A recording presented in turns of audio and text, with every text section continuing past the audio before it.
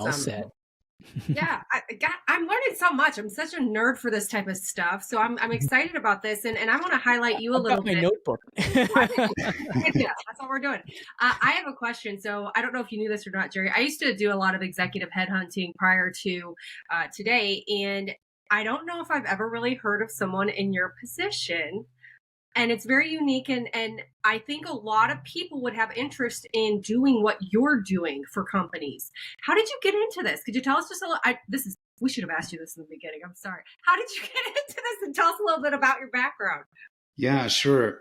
I guess standards have been part of my world, sort of part of my career arc for quite a while now, in different capacities.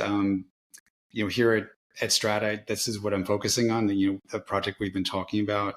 But my previous employer was Axiomatics, which is a fine grain authorization vendor based in Sweden, and they were built around an authorization standard called XACML. It's an OASIS standard for access, extensible access control markup language, and so it was focused on that and standardizing that world.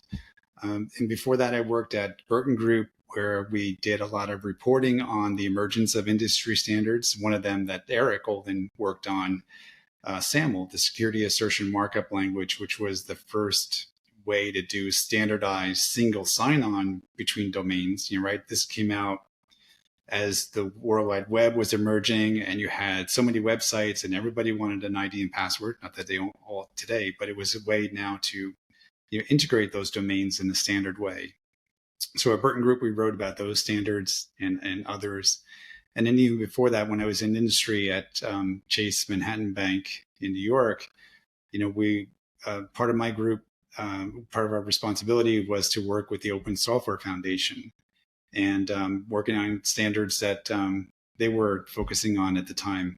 And I remember my manager, who was a great mentor at that time, he would say that it's better for us to be at the table, directing and developing these standards rather than just let Citibank and Bankers Trust and let our competitors do it for us.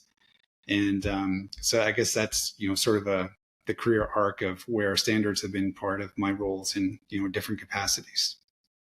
Awesome. Well, and I'm sure you already know this. We're at a 3.5 deficit in the cybersecurity world, and there are so many people.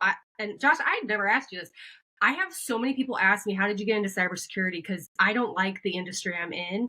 And I feel, obviously cybersecurity is all over in many different facets. And so I feel that there's a lot of people even from in the insurance industry, things of that nature, that would love a role like yours. So that's kind of why I asked you that, because we need help and you would be a great mentor for that. So I was just curious.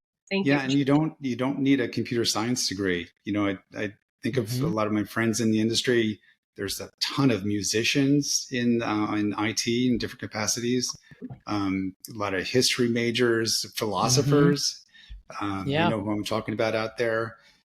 So it's not like you have to have a comp sci degree to get into the industry. You don't have to have a degree at all, even. I mean, you can go to a trade school and get your start, or like I said before, become an intern, where you just find yourself maybe doing the IT sorts of things. So there's many entry points into the industry, no doubt.